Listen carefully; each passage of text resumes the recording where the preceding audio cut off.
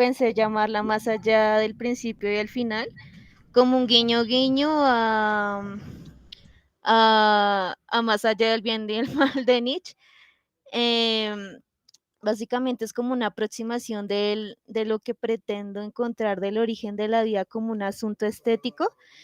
Y creo que esta frase pues queda bien como para dar una introducción. Dice, lo que llamamos actualmente el mundo es el resultado de una multitud de errores y fantasías que nacieron poco a poco en la evolución de conjunto de los seres organizados, se entrelazan en su crecimiento y llegan ahora a nosotros por herencia como un tesoro acumulado de todo el pasado, como un tesoro, pues el valor de nuestra humanidad reposa sobre esto.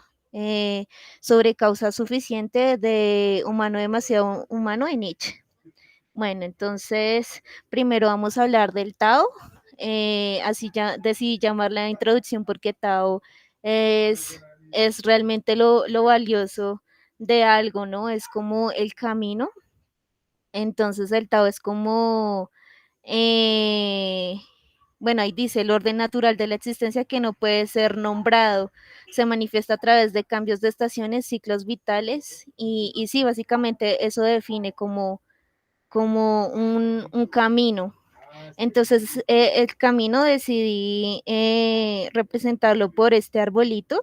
Inicialmente la raíz empieza con una búsqueda, que la búsqueda estoy en un estado, en una etapa de vivir en estado interpretado, esos son términos de Martin Heidegger, o de una existencia inauténtica. Aquí se habla mucho del sujeto sujetado, pero entonces sujetado a, o sea, que me interpreten más, yo no interpreto, o sea, aquí estoy sujetada a que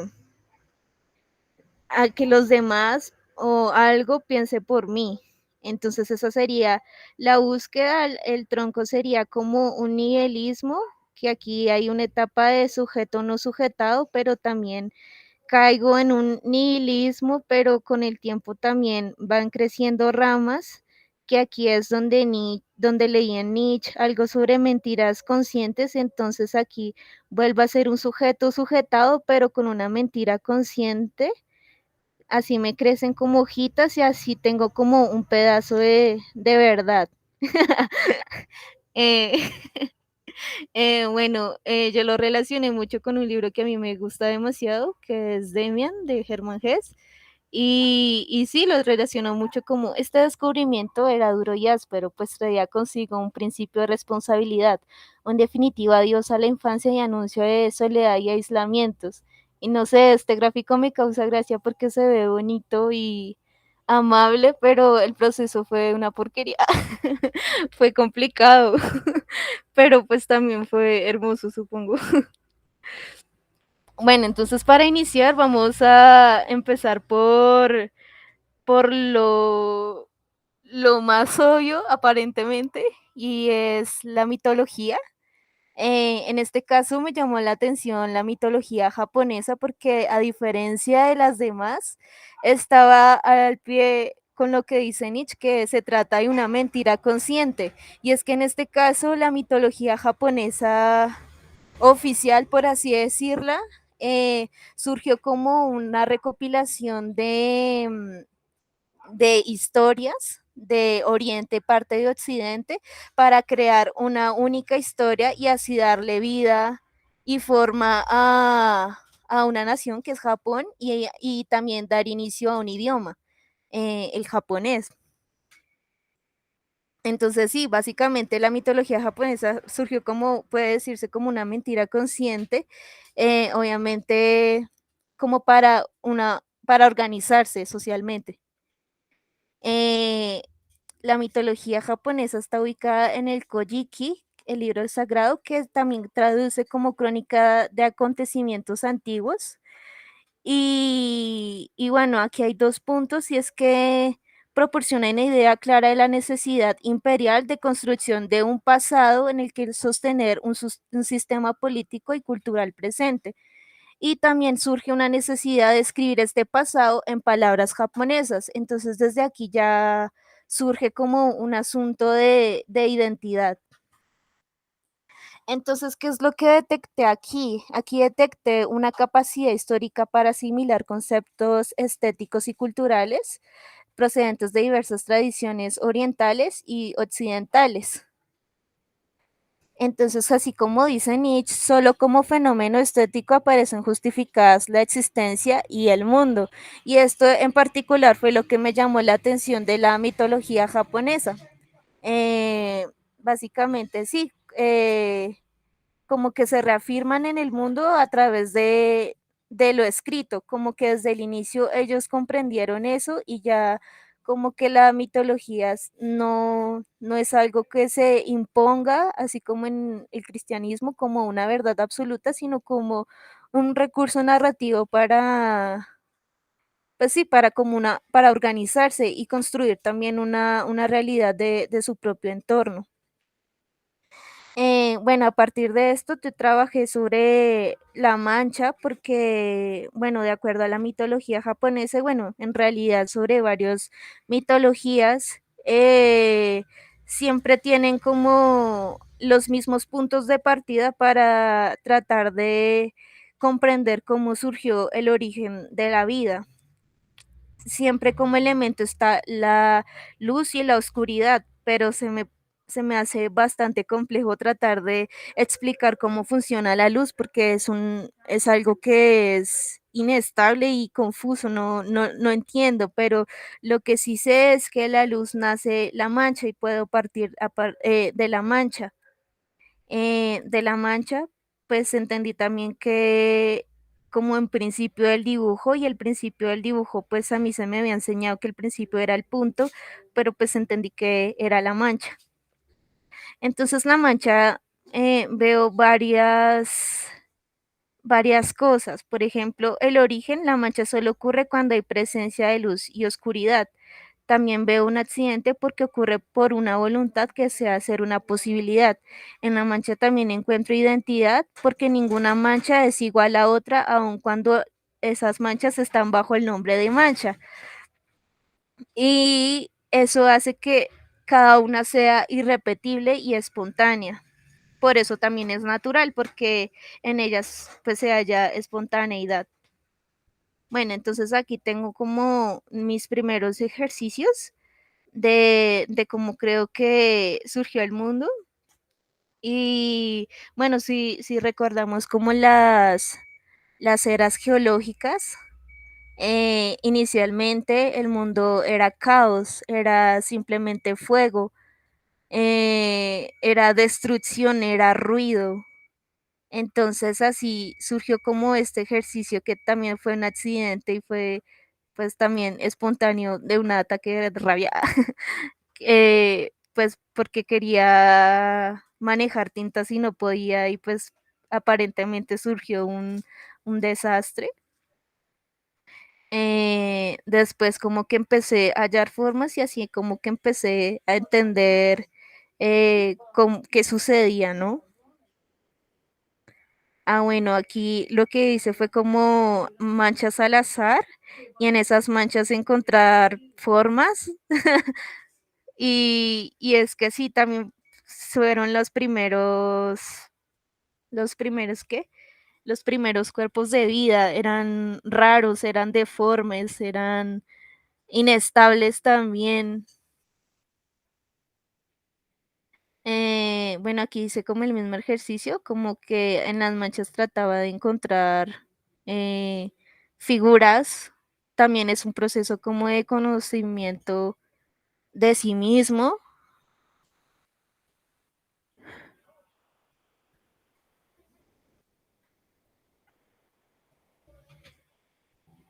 Bueno, también practicaba como pinceladas y también jugaba con los colores. El hecho de también colocarle un nombre a cada imagen también siento que habla también mucho de mí, de alguna forma.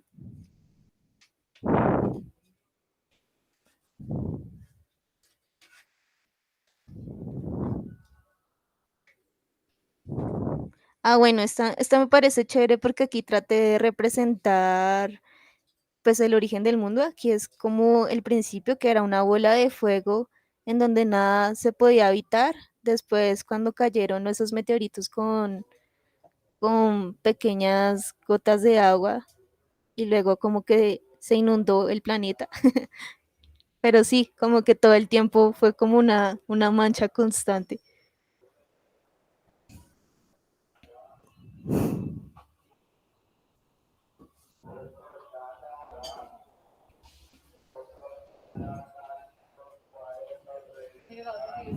Ah, bueno, aquí ya empecé como a jugar más la mancha, pero con el asunto de encontrar mi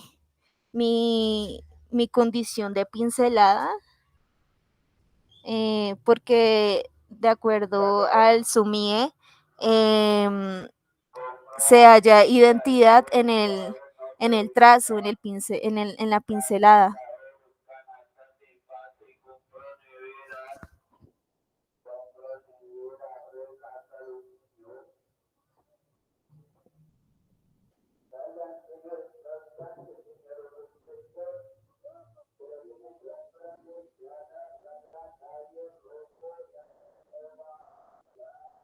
Bueno, estas fueron de mis primeras imágenes digitales. Básicamente lo que había hecho era coger una fotografía de una mancha y encontrar en la mancha una forma, y a partir de eso pues crear una historia en una imagen, ¿no?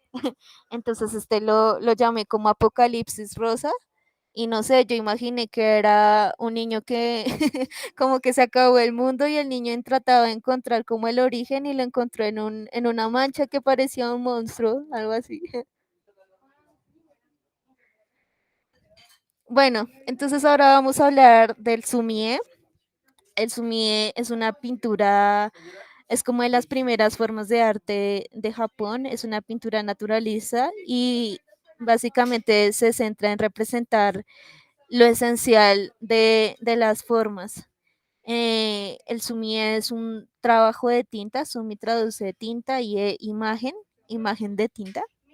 Eh, y en el sumi como que encontré esa forma de volver al origen.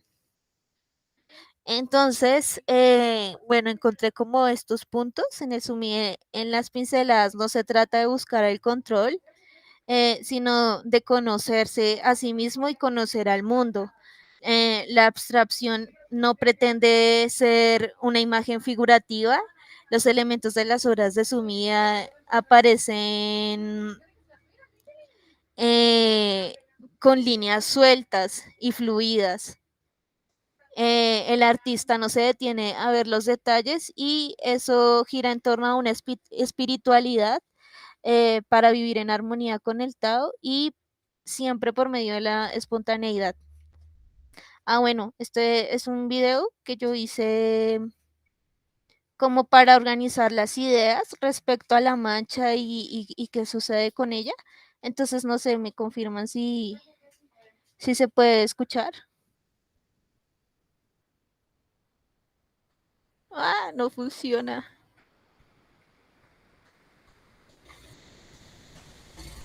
¿Tú guardaste el archivo en la misma carpeta donde está la presentación? Ah, buen punto. Porque si no, sí es muy posible que no te camine. Ay, rayos, no. Espera, creo que igual yo te lo había mandado, ¿cierto?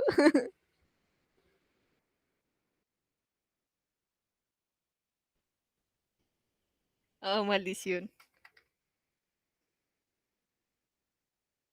Fresca.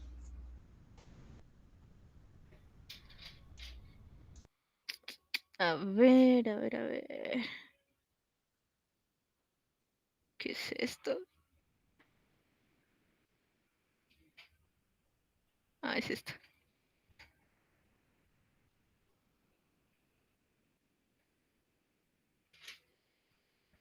Ah, sí, funciona. Me confirman si esta vaina se escucha cuando le dé la gana de cargar.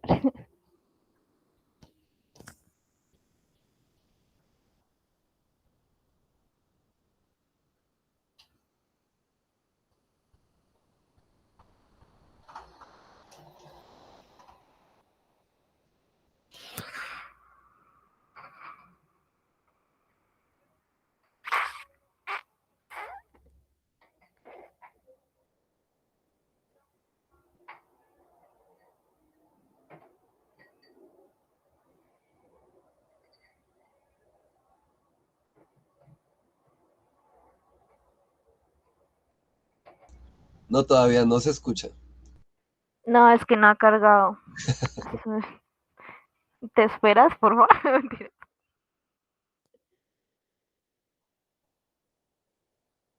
Bueno, mientras carga esta vaina voy a pues continuar. A ver, ¿en qué estamos?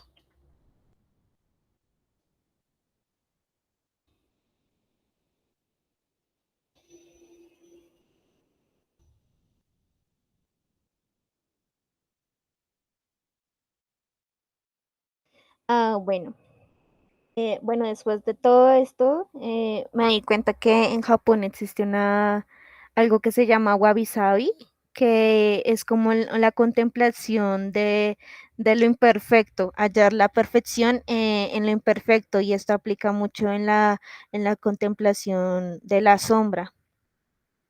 Generalmente, bueno, porque la sombra, porque llegué aquí, porque para mí la sombra es otra mancha, pero con forma. Entonces, esto está presente como en todo también, en la arquitectura, en la naturaleza, siempre está presente como luz y oscuridad, y ambas pues generan manchas. Entonces, el wabi sabi encuentra belleza en las cosas imperfectas, modestas y humildes, el lado luminoso de las sombras, la importancia de lo incompleto. El wabi sabi también entiende lo finito, porque lo finito es lo natural también, y contempla y acepta el cambio constante. El wabi sabi también evita el exceso, porque el exceso persigue el perfeccionismo, y el perfeccionismo no es natural. Y el wabi sabi también encuentra en la fisura como un medio en donde entra la luz. También encontré sobre un teatro que se llama Kageboishi, que es un teatro de sombras que surge en el siglo XVII, y básicamente es a través del medio de uso de objetos y muñecos, luz, y para crear historias o narrativas que generalmente, así como en el anime, toca como fibras sensibles en el espectador, y tocan como aspectos demasiado humanos, que generalmente recurren como a la manifestación de valores eh, y ética, que pues enriquecen como en las personas. Entonces, como que estos son unos ejemplos de ese teatro. Y aquí, bueno, yo la sombra la encontré por primera vez en el baño, con esto. Pues no sé, vi como la cara de un señor, pues a mí me pareció pues re loco, porque sí, pero siento que en la sombra hay pues otro mundo. Bueno, estos son como ejercicios de fotografía, y esto pues fue ya más planeado, como si tratar de reconstruir el mundo a través de la sombra, y jugar pues con ella también se juegan los tamaños, sí, como que se recrea un mundo.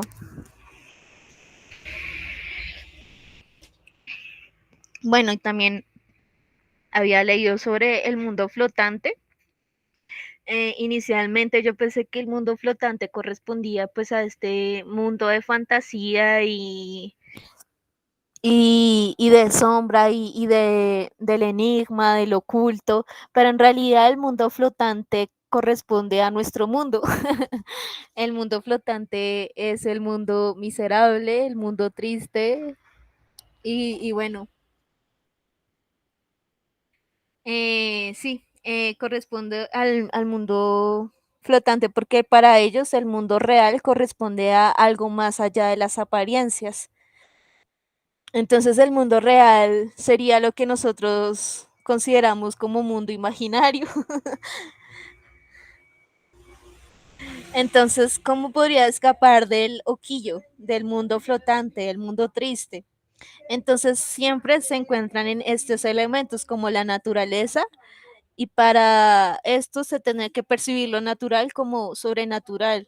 la obra de arte como portal del mundo flotante. Esto es de Heidegger cuando dice que la obra de arte es como un portal, como un combate entre tierra y mundo. Y la obra de arte es el que permite ver lo que llaman en filosofía ente.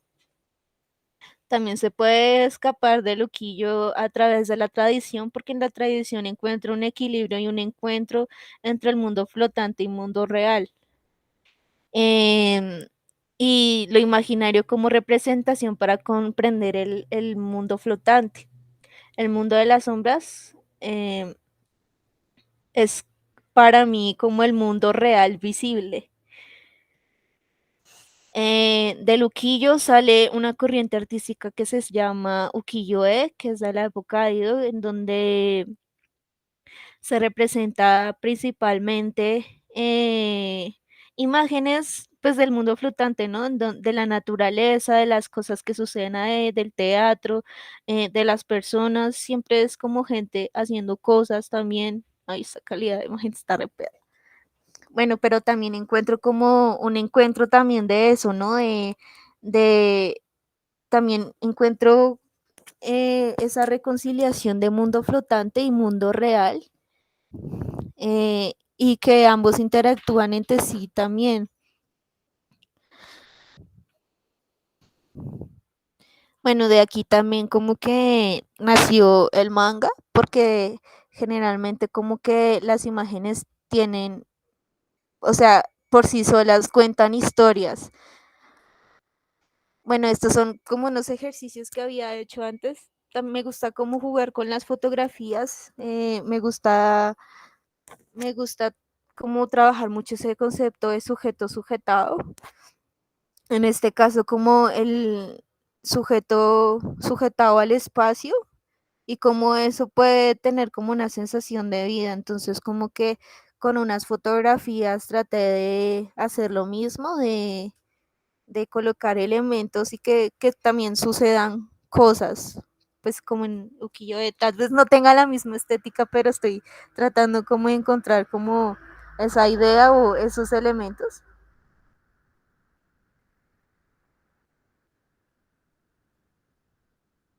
Esto lo trabajé pues con fotografía impresa y lo pinté con óleo sobre ellas.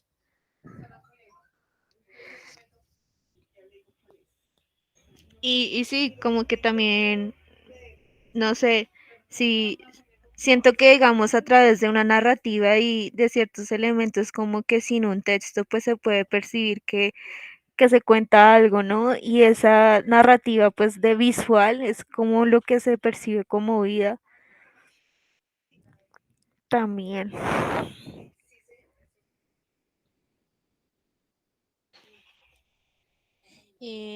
Bueno, este ejercicio es diferente. En este caso como que lo vi más en el vacío, pero más literal, como fondo negro y unas flores como pues estando ahí, haciendo también un contraste. Y no sé, también percibo como vida este tipo de imágenes. Esto lo hice digital. Como les había dicho, el ukiyo-e generalmente son imágenes del barrio, entonces yo quise hacerlo con mi barrio. Y en especial, pues no sé, esta casa me gusta mucho porque cuando pequeña decían que ahí hacían cosas raras porque siempre tiene como muñecas y ese tipo de cosas. Entonces como que de pequeño solíamos asustarnos con esa casa. Entonces me pareció que, o sea, me gusta ese tipo de lugares, ¿no? Que en el mundo flotante haya un mundo real, como un pedazo, una esquina. Entonces como que hice lo mismo, como colocar personas y cosas haciendo cosas.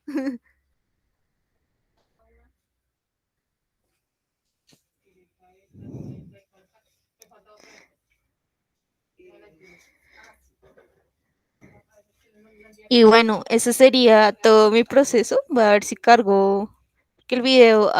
No.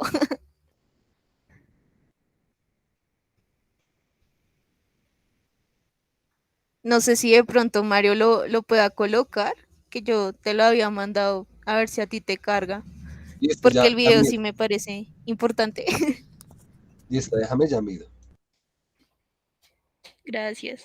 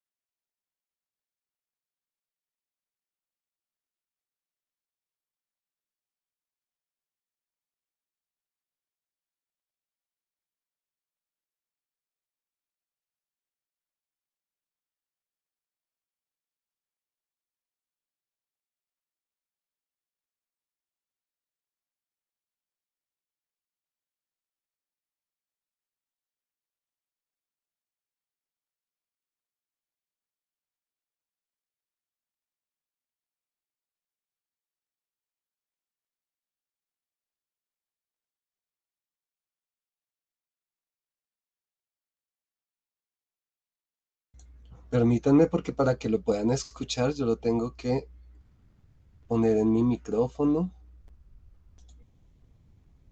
Ahora sí. La humanidad siempre ha tenido curiosidad sobre el origen de la vida. Durante siglos, la humanidad siempre ha tenido curiosidad sobre el origen de la vida. Ha buscado respuestas desde el mito hasta la ciencia, partiendo siempre desde algún tipo de contemplación.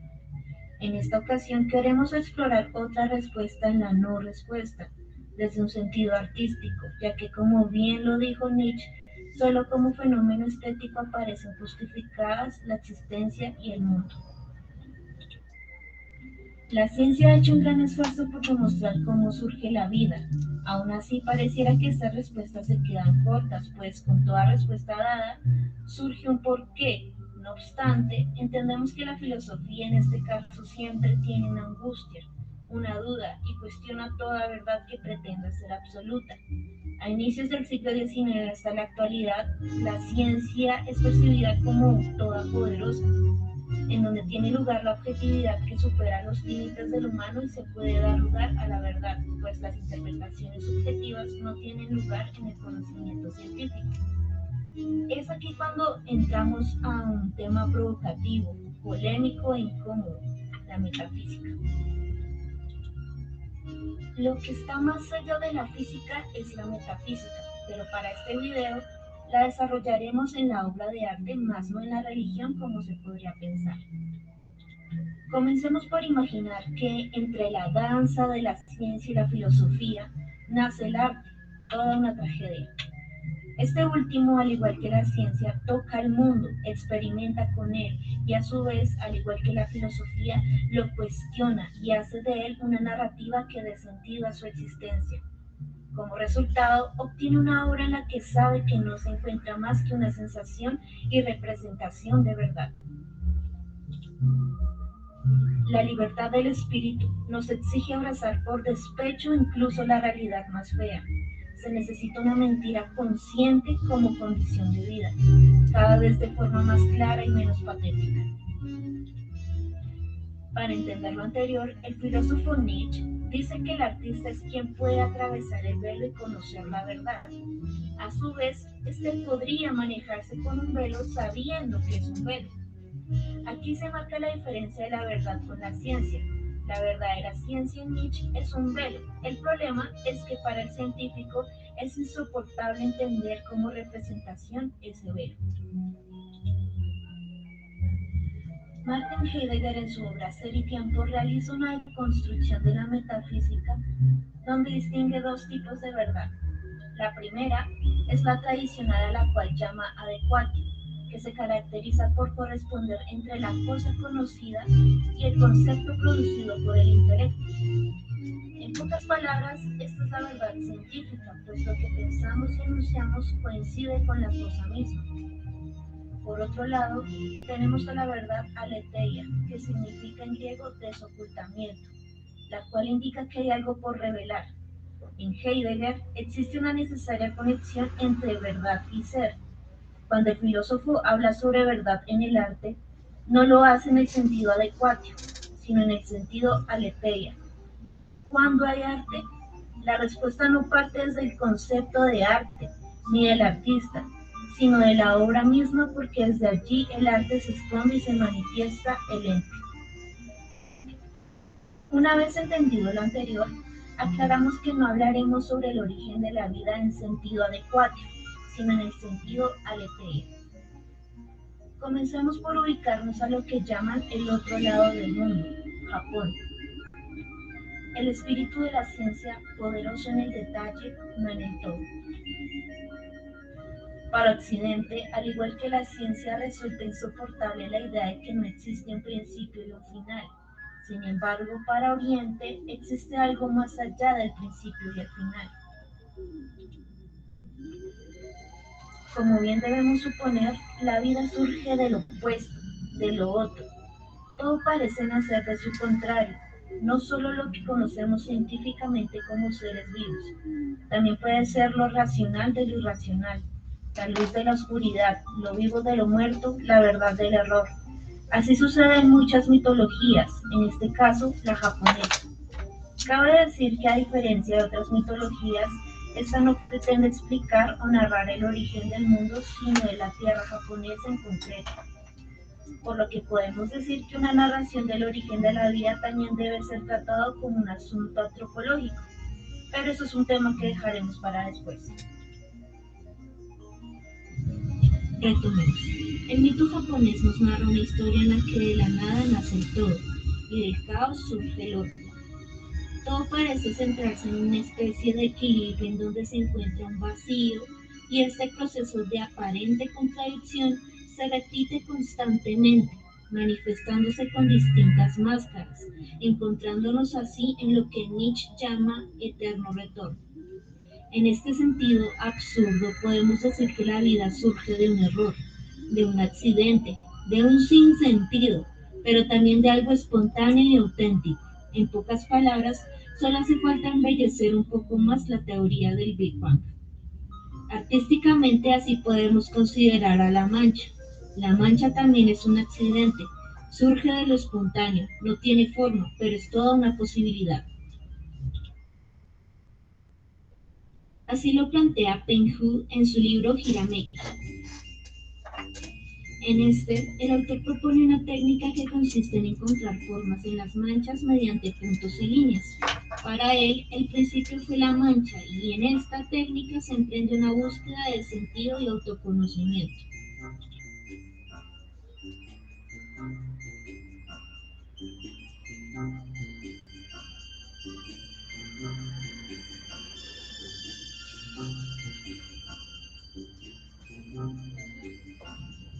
Una pequeña mancha revela a través de la adición de algunos puntos y rayas su verdadera esencia, en total armonía con la fantasía del observador.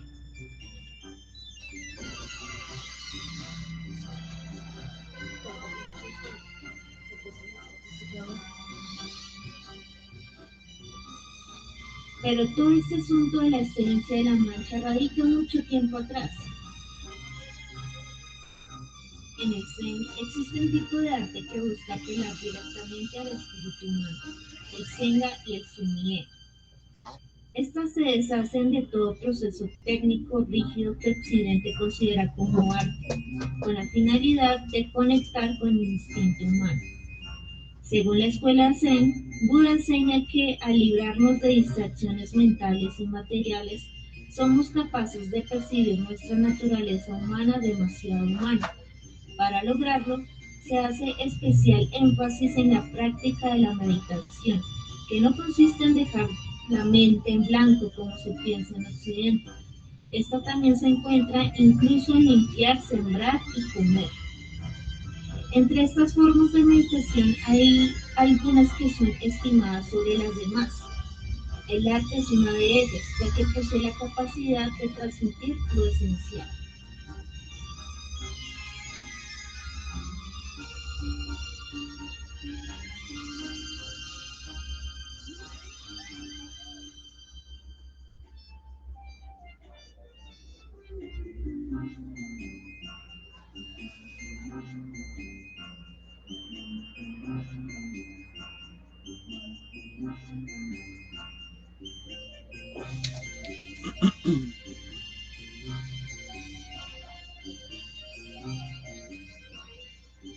Respecto a la mancha, en el Zen se encuentran dos formas de arte importantes como lo son la caligrafía y la pintura de tinta. En Asia, por lo general, el trabajo con pinceles y brochas es considerado una expresión que señala directamente al corazón humano.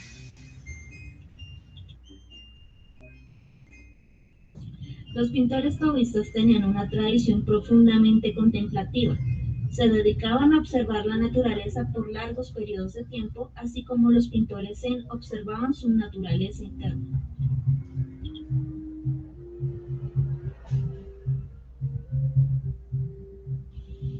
En sus pinturas no se buscaba replicar la imagen de la naturaleza. De hecho, los paisajes eran generalmente pintados de memoria a través de la evocación de recuerdos, sensaciones y emociones que la naturaleza misma suscitaba en la mente del artista. Asimismo, la expresión pictórica en el Zen no imita la realidad, más bien transmite la experiencia iluminada de esta. Quizá por ello tenemos la sensación de que dichas imágenes poseen algún tipo de vida. Pero todo esto es netamente oriental. La razón del por qué percibimos vida de aquellas imágenes es porque vemos algo humano. Esta vez, continuando con el asunto de la mancha, nos adentraremos de algo más tangible en la experiencia humana, los sueños. En el sueño continúa actuando en nosotros ese tipo muy antiguo de humanidad, porque es el fundamento sobre el cual la razón superior se desarrolla y se desarrolla aún en cada hombre. El sueño nos transporta a estados lejanos de la civilización humana y pone en nuestras manos un medio de comprenderlos. Así, el sueño es el recreo para el cerebro, que durante el día tiene que satisfacer las severas exigencias del pensamiento, tal como están establecidas por la civilización superior. ¿Es posible entender el nacimiento de la vida en el sueño? Todos hemos experimentado cómo poco a poco se van formando manchas de colores en el momento de cerrar los ojos. Estas continuamente se mueven, cambian de forma y color. Cuando menos nos damos cuenta, estas manchas se vuelven intensas y construyen un mundo en el que hay vida. Generalmente no recordamos cómo inicia un sueño, simplemente de forma inmediata somos espectadores de una situación. En el sueño, nuestra mente le da vida a rostros que no conocemos, habitamos lugares que nunca visitamos y le volvemos a dar vida a alguien que ya está muerto.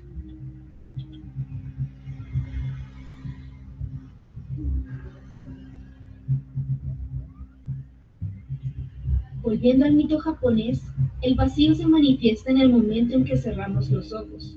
En él solo se halla oscuridad hasta que un destello de luz genera una mancha que de manera espontánea crea vida.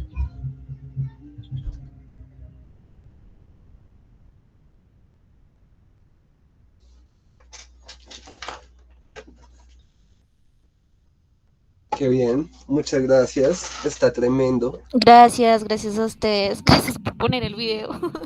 Pero sobre el video sí quería decir algo y es que en la parte en donde digo metafísica, sí quería como encontrar algún otro término japonés para sustituirlo, porque como dije en el video, sí es como incómodo. Pero bueno, sí, eso es como me adelanto de, pues, de la investigación de lo que ha pasado. Por ahí alguien levantó la mano, fue impresión mía. Ah, no, fue un comentario en el chat. Ah, bueno, entonces, bueno, yo quisiera decir algunas cosas también a propósito del video y de tu investigación y de tu proceso. Bueno. Ah, pero sí, no, permíteme, yo vuelvo a presentar un segundo, porque mientras que tú hablabas antes del video y tú nos hablabas un poco de tu proceso, yo no había visto lo de las sombras, o bueno, yo no recuerdo haberlo visto. Como que esta es tu parte más reciente, no sé, o no me has mostrado. Sí, eso es como lo actual, lo que estoy viendo ahorita, como, porque es que la sombra también es, o sea, es algo bidimensional, pero está en lo tridimensional, entonces estoy como pillando eso. Pues es que me acordé de uno de mis artistas favoritos. No sé si yo te la he mostrado alguna vez o si la conoces. Akumi No, Yamashita. Mira lo que hace Kumi Yamashita. Ella trabaja con sombra y dibuja con sombras, pero tiene un nivel de control sorprendente con el trabajo que ha alcanzado. Mira esta obra, como pudiéramos ver un detalle. Mira. Y esto fue lo que tú nos mostraste hace un momento, mira. sí, lo peor es que el del baño fue como una especie de accidente, como que lo vi, no, pero sí está genial. Sí. Se llama Kumi Yamashita y es una artista activa japonesa. Y está en el mainstream del arte japonés. Es la locura. O sea, es un artista de referencia. Mira esto. Y es muy intenso porque presenta como unas esculturas que cuando son sometidas a cierta luz, pues presentan una segunda mirada, ¿no? Una segunda postura. Mira, por ejemplo, este. Es una pieza de acero, frontalmente es un signo de afirmación, pero con el jueguito sencillo de luz se vuelve un signo de interrogación, ¿no? Son metáforas tan delicadas y tan bonitas. Es muy japonés. Pero hay una obra de Kumi Yamashita, mira esto. Mira, por ejemplo, aquí la escultura es esta lámina. O sea, la lámina está cortada de tal forma que cuando se somete a la luz produce este dibujo con las sombras. Está muy depurado. Pero tiene una obra, yo no sé si está aquí, esta es la página de Kumi Yamashita. Ya está la página oficial. Pero tiene una obra, ay, como hiciera para, que se llama Diálogo. A ver, Yamashita Diálogo. Pongamos el nombre completo. Kumi Yamashita. Ah, mm,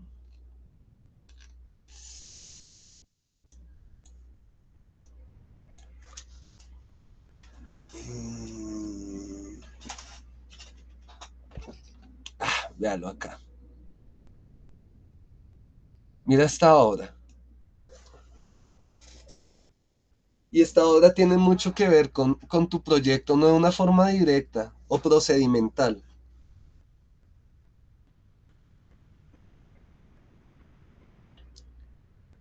No, ¿cómo diablos hace eso? Es brutal, mira, es como un libro, ¿cierto? Que está Sí, abierto 360 grados con un motorcillo donde va pasando las hojas, ¿no? sí, sí. Y como habrán visto ustedes en el detalle, mira lo que hace el perfil, mira el perfil. Ah, es una belleza. Qué envidia. Sí. Y a veces estas obras animan tanto como aflojan. Pero mira esto. Y mira todo lo que hay que decir acá. ¿Y por qué digo que hay un trasfondo muy en diálogo con tu obra? A propósito de la obra de Kumi Yamashita. Por, porque un elemento transversal o que yo tengo aquí en mis apuntes es el asunto de la vida, de dar vida, ¿no? Como el Mm. soplo de vida, como la chispa de vida, como la animación. O sea, todo esto va como muy junto. Y mira que acá está pasando varias de las cosas, ¿no? Hay un atributo de la sombra entendida en su calidad de imagen como mancha, también por una cuestión muy accidental, pero hay una cuestión de movimiento y de vida, ¿no? Que Sí, cobra sentido especialmente a través de, pues, como de esta mecánica de movimiento que es muy sutil y muy sencilla, pero tan tremendamente acertada, ¿no? Mira eso. Es impresionante. Entonces, lo más sabroso es que en tu estructura argumental tú vas muy cerquita de Nietzsche y ahí empiezan a pasar cosas muy buenas porque también en Nietzsche hay una suerte de celebración a lo animado desde una postura obviamente filosófica que nosotros asociamos al vitalismo. O sea, el vitalismo es poner como centro de todo a la vida y a lo vivo y de alguna manera en la, digamos, forma en la que se expone el arte en tu proyecto, se entiende siempre como un resultado de lo que está vivo, ¿no? De lo que está en movimiento, por así decirlo. Entonces, te recomiendo mucho esta artista, Kumi Yamashita, brutal, no, ¿cierto? voy a revisarla si está re brutal esa vaina. Y que sea japonesa. Sí, O sea, es que es el colmo, artista contemporáneo japonés, pero no cae en la instalación per se como una cuestión intelectual. Sigue jugando sigue jugando, imagen, sí. ¿cierto?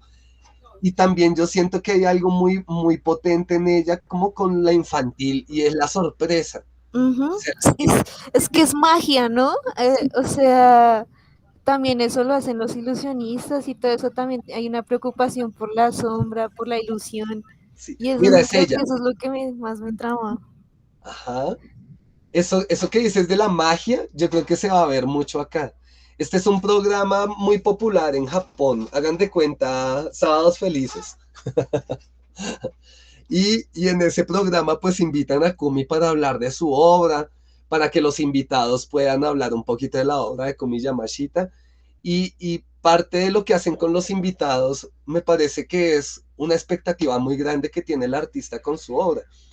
Es llevarlo y así como lo que tú dices de la magia, es como mostrar como ese momento, a propósito que citaste a Heidegger también, ¿no? Es un momento como de aletheia, como de descubrimiento. ¿M? Y en ese momento del descubrimiento, pues obviamente mira que hacen un énfasis sobre los rostros, mira, sobre la cara que, oh, endoscromo. es, o sea, es tanto el énfasis que hay sobre la obra en la pantalla como del rostro de los espectadores. Me encantó eso de este programa. Mira el que veíamos hace un momento. Y es, además, que para nosotros parte de la cultura japonesa actual es muy infantil. Bueno, es una lectura inicial que casi todos tenemos. Porque tiene toda esa expresión y tiene todo eso de, oh, pero parte es lo que se señala en esta obra como la capacidad que debe tener el arte como de devolvernos a un valor infantil, de poder ver el mundo otra vez como con asombro, ¿no? Y me parece de las cosas más sutiles que ella puede lograr a través de su obra. Mira lo que decíamos de la escultura. Hay varios niveles con los que se puede juzgar esa obra, ¿no? Esto es impresionante. No,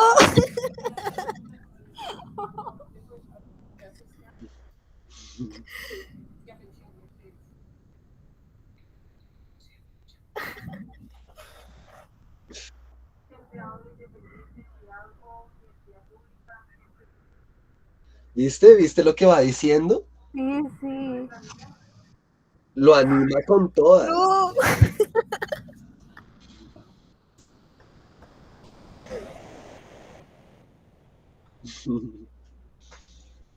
Creo que era lo que necesitaba ver esto.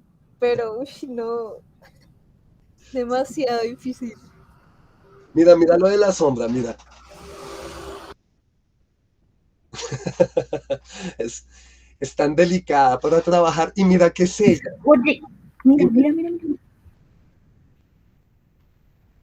Es sorprendente porque todo lo que hace es parte de lo que nosotros señalamos en la investigación como la ética del artista. Es algo sutil que va como a la repetición.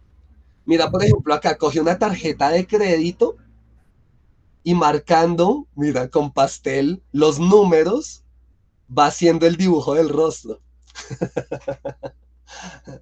Es la locura, la nena.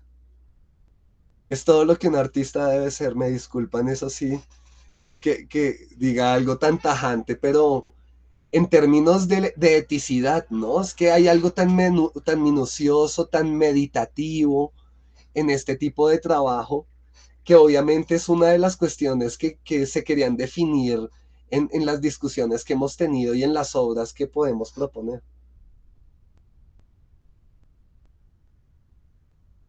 Hasta la locura.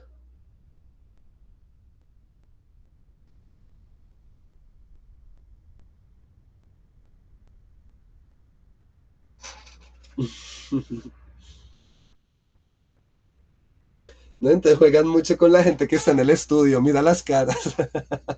Los japoneses tienen unas cosas tan interesantes.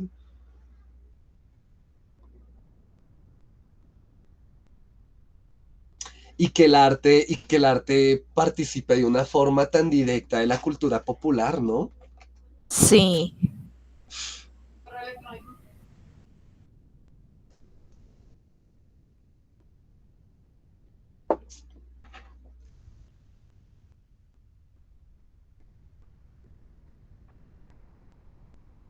Uf, impresionante.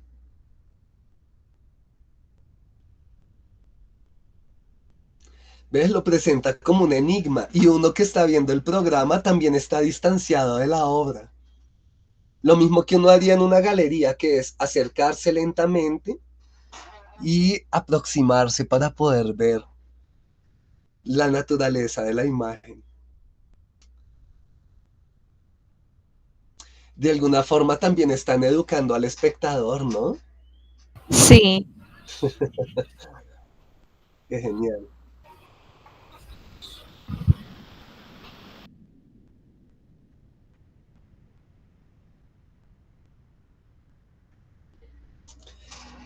Hay que ser muy japonés, pero también hay que tener un toque tan, Humano, ¿no? Es como, que es esa vaina? Como ese sentido de curiosidad, ¿no? sí, míralo, Uf, alfileres con hilo.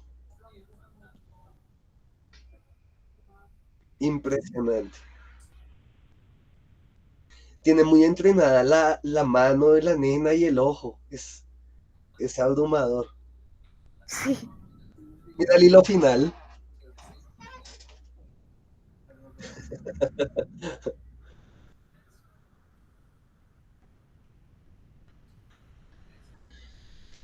Y es que, o sea, ¿quién aquí me va a decir que esa nena no está llegando ya al Satori? ¿No? Mm. Es que mira que todo lo que muestra, todo lo que muestra de su obra implica una actividad tan minuciosa, tan detallada, tan repetitiva, es una meditatio, ¿no? Es una gimnasia. Lo que hablábamos también de las quesis, son todas esas prácticas repetitivas que llevan a la iluminación. Y aquí está el instante mágico que no veíamos bien ahorita, mira.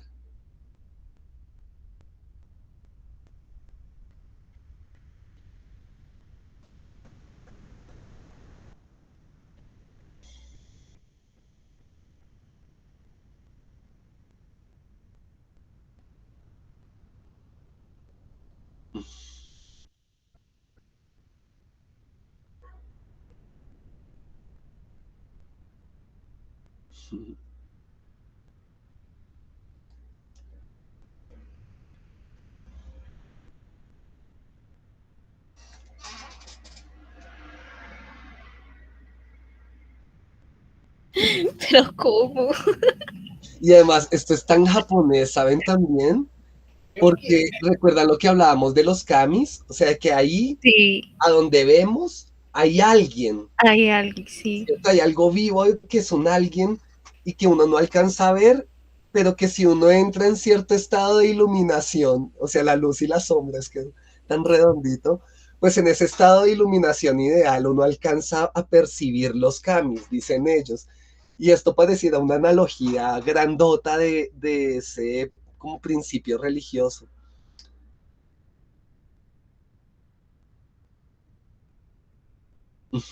Muy, muy bello. Bueno, les voy a dejar este enlace.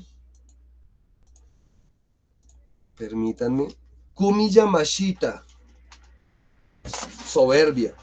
A propósito, también otras formas de entender el arte desde la instalación y desde la materia, sin caer en conceptualismos, ¿no? Sin caer en un discurso, pues, elaborado, donde concientizamos esto y lo otro, ¿no? Es un trabajo con la materia, dejando que la materia misma sea donde tiene lugar, pues, la discusión y también los enunciados finales. Es que igual muchas formas de arte en Japón siempre busca eso, ¿no? En caer de escapar de la razón. Sí, Y siempre como buscan el sentido en el sinsentido. cómo no. Y es que mira que creo que ese punto es parte de lo que el otro día estábamos hablando, encontrar los opuestos más extremos y juntarlos es como una alegoría de la unidad que tiene todo, ¿cierto? Es una forma de demostrar que en últimas y en todo caso todo hace parte de un uno grandote.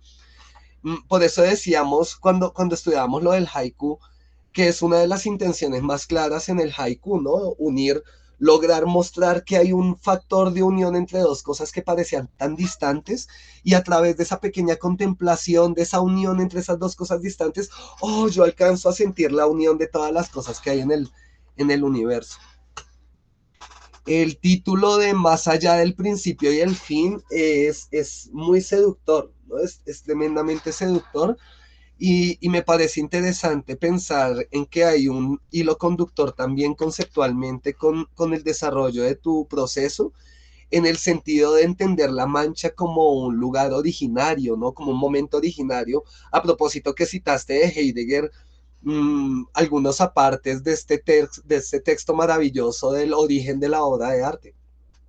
Y ahí Sí, lo que se dice precisamente en ese texto es tenaz, porque cada obra de arte es un mundo, pero ese mundo tiene el origen en la interioridad experimental de la persona, o sea, la persona y el mundo están unidos en una experiencia vívida y en movimiento que termina siendo la obra de arte, pues como el mejor ejemplo de esa relación.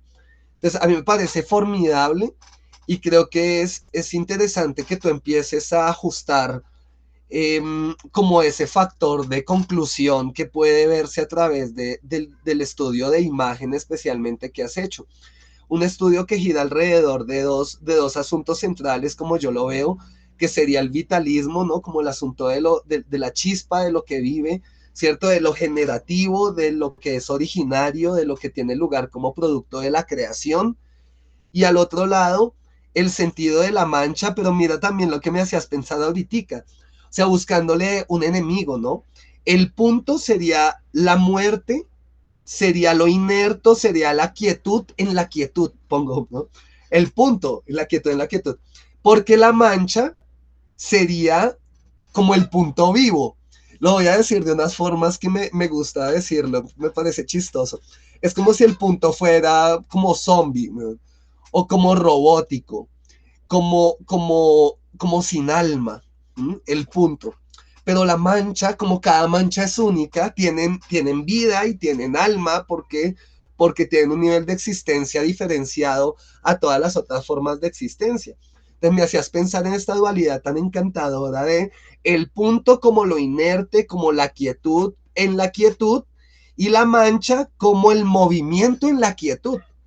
La mancha como un instante de quietud que manifiesta movimiento porque está viva. Así como hiciste mención a la danza, la mancha se entendería precisamente como el movimiento gracioso en el espacio y el punto como quien se sienta ostentoso en un trono, ¿no? Es esa permanencia y esa radical quietud.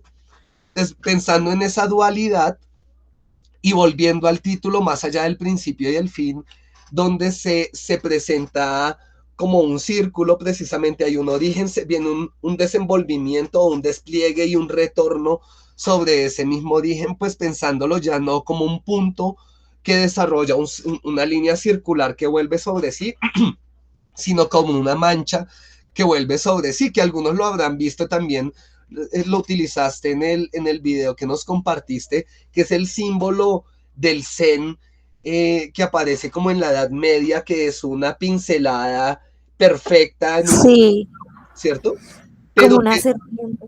como una serpiente, pero que es perfecta bajo la definición que tú nos diste de wabi sabi.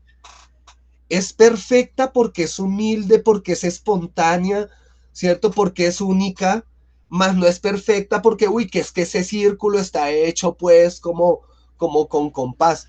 Entonces, esas categorías me parece que terminan siendo los elementos que le dan unión a todo tu proceso y que debes tratar de enfocar en esa suerte pues como de conclusión que se busca, que no es aquí necesariamente un conjunto de enunciados, sino que pueden ser un conjunto de imágenes o una nueva forma de entender esos progresos que has hecho de la reflexión, por ejemplo, alrededor de la mancha o en sus expresiones como la sombra o como la representación intencional en la animación gráfica.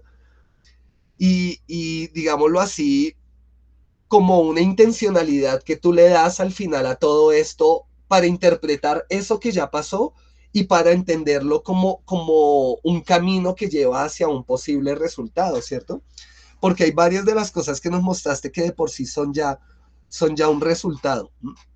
Entonces, lo interesante de este proceso, creo yo, es que se puede ver que por ejemplo, en algún punto uno cree que hay confusión, pero no hay para nada confusión. Lo que pasa es que hay muchos factores que entran y juegan en la obra, tanto a nivel plástico, hay varios líneas de experimentación, pero también a nivel teórico hay varias formas argumentales en las que se ha ido haciendo pues ese tejido del discurso, y por eso a veces daba esa sensación de, uy, hay un montón de cosas, pero cuando vemos que todo vuelve sobre una reflexión minimalista, o bueno, todo lo que nos has mostrado ha sido, digámoslo así, muy sutil, pues uno empieza a darse cuenta que es el valor de unidad que tú puedes tener, especialmente en tu trabajo, es el no perder de vista esos elementos simples, no a decir que el resultado es algo simple, ¿no? Pero no perder de vista que lo protagónico termina siendo esos elementos simples,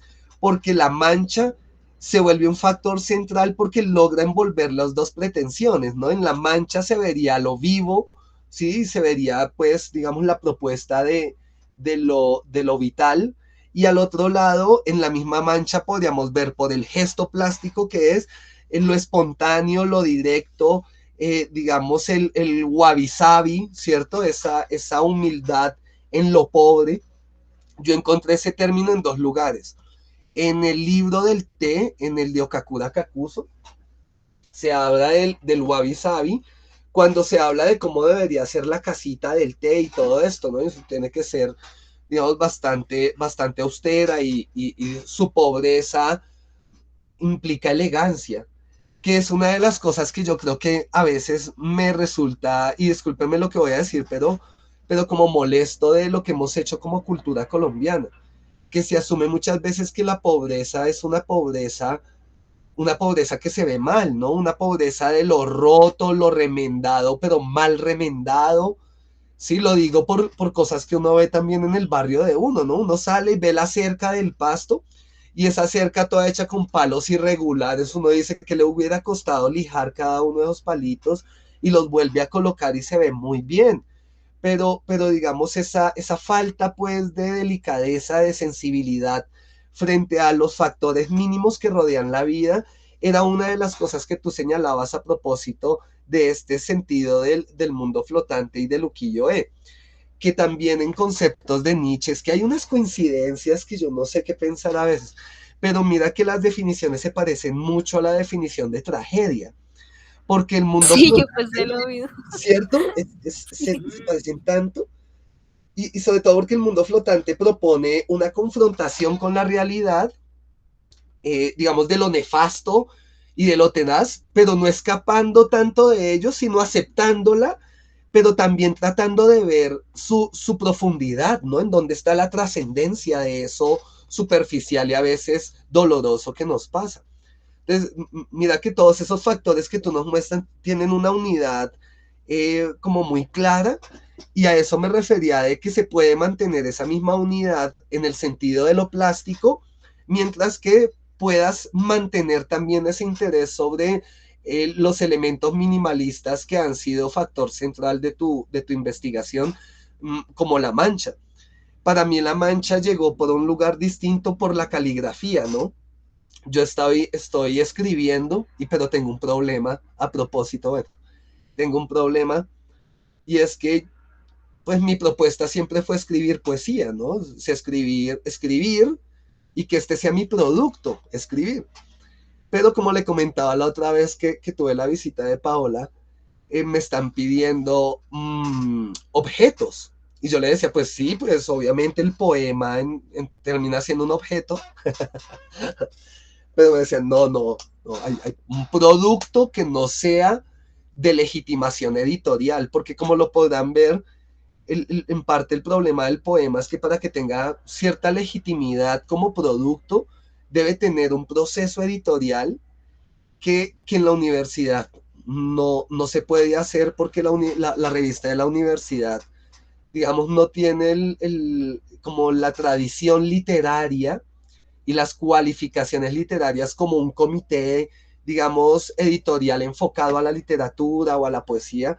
Entonces, por eso no se podía legitimar como producto, pero sí una obra, porque a través de la exposición y de una curaduría puede tener legitimidad la obra de carácter plástico. Entonces yo estoy ahorita en un gran problema. Tengo que materializar algo, tengo que solucionar materia.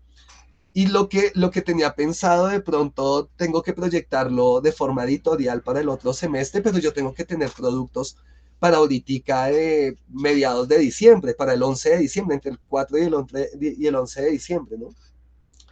Entonces yo decía, bueno, ya que estaba abordando la caligrafía, vamos hacia la mancha desde el sentido caligráfico. Obviamente hay una suerte de intencionalidad expresiva entre el fondo y la forma, ¿cierto? Entre lo que se dice y cómo se dice, y voy a tratar de alcanzar algún objeto que tenga este tipo de correspondencia. Pero hay algo que es más interesante de la forma en la que tú lo abordaste que de la forma literaria o caligráfica en la que yo aspiro solucionarlo, y debo solucionarlo, ¿no? Y es que tú te has mantenido más cerca de lo gráfico que de lo escrito, y allí es donde la mancha se muestra de su forma más pura y más autónoma, porque en la forma de la caligrafía, la mancha es un matiz que tiene lectura a partir de una lectura inicial, es decir, la mancha es parte de la lectura de subtexto que tiene a veces la expresión gráfica, y el texto principal es el significante de las palabras. Entonces yo estoy trabajándolo, obviamente más en relación con ese sentido descriptivo o representativo de las palabras, pero tú lo puedes mantener siempre en su forma más pura. Y no digo con esto como si la mancha tuviera que permanecer allí sin representar nada, no, sino en el proceso, me refiero al proceso mismo, que ha hecho un énfasis en un sentido más gráfico que literario.